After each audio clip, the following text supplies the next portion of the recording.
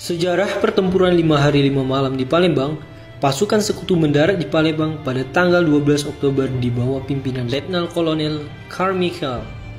Pertempuran 5 hari 5 malam di Palembang terjadi pada tanggal 1 hingga 5 Januari tahun 1947. Pertempuran 5 hari 5 malam di Palembang merupakan perang 3 matra yang pertama kali kita alami. Begitu pula pihak Belanda. Perang tersebut terjadi melibatkan kekuatan darat, laut, dan udara.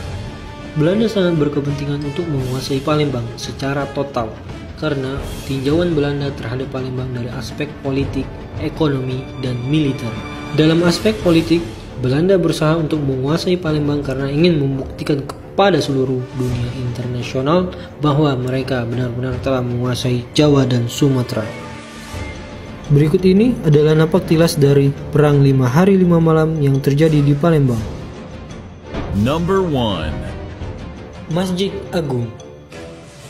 Disinilah lokasi pasukan Belanda memprovokasi pasukan TNI dan Laskar.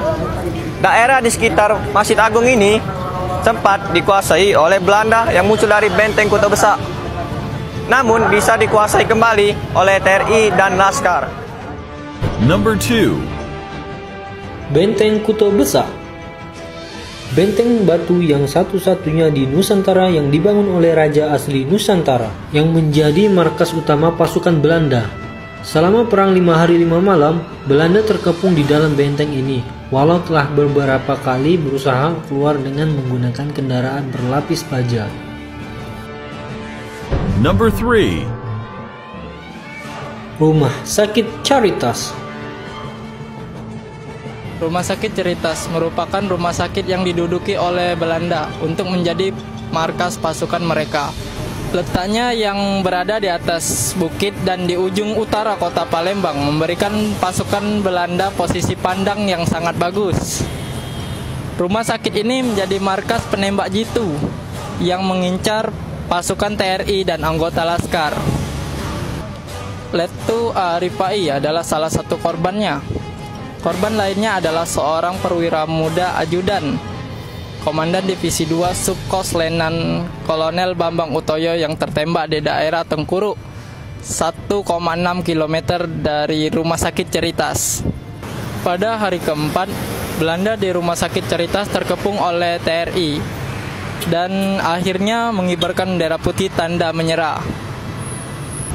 Disinilah lokasi Rumah Sakit Caritas yang pernah diduduki oleh pasukan Belanda.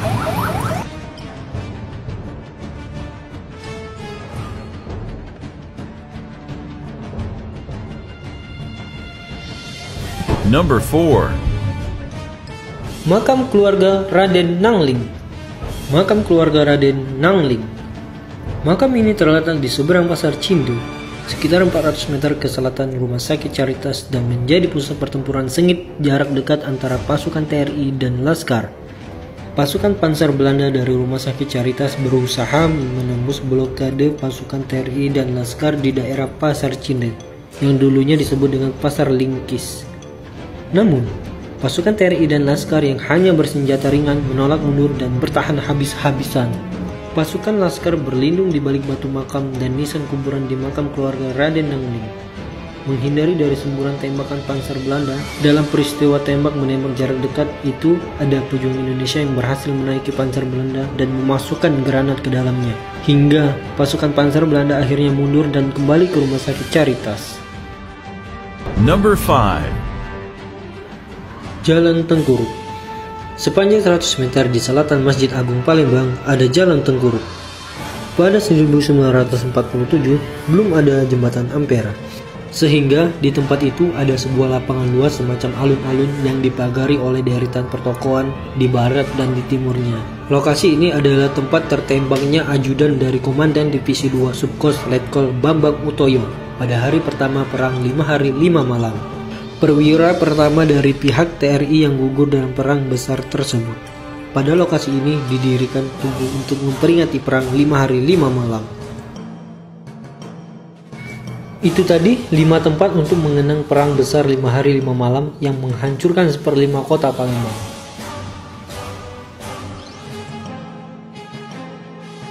Selain itu juga, ada beberapa nama jalan yang diambil dari nama pahlawan yang ikut andil dalam perang besar 5 hari 5 malam yang ada di Palembang. Kapten Arifai dikenal sebagai salah satu sosok pahlawan dalam pertempuran sengit 5 hari 5 malam yang menjadi sejarah perjuangan Palembang. Arifai gugur pada pertempuran yang berlokasi di Jeruju, kawasan Kampung Ilir. Kini jalan ini diberi nama Jalan Kapten Arifai.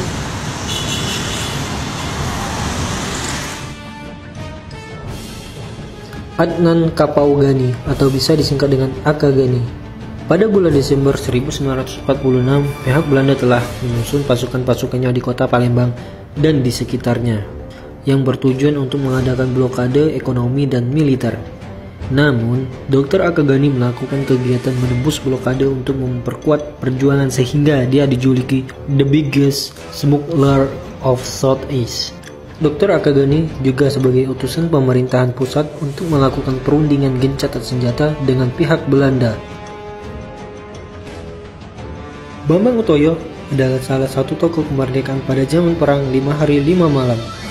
Panglima Divisi 2 Kolonel Bambang Utoyo menyatakan bahwa dalam menghadapi provokasi Belanda, pihak RI bertindak tidak lagi sekadar membalas serangan, melainkan harus berinisiatif untuk menggempur semua kedudukan dan posisi pertahanan Belanda di seluruh sektor.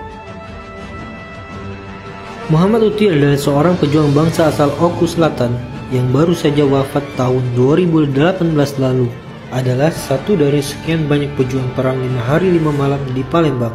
Karena kegigihan dan kelincahannya beliau, dia dijuluki Kancil Putih dan sekarang namanya dipakai sebagai nama jalan yang lambat laun masyarakat menyebutnya menjadi Kancil Putih, yaitu Jalan Kancil Putih yang berada di daerah Demang Lebar Daun. Supaya tidak melupakan sejarah, kami Nyeskru sebagai penerus bangsa ikut andil dalam peringatan Perang 5 hari 5 malam yang terjadi di Palembang.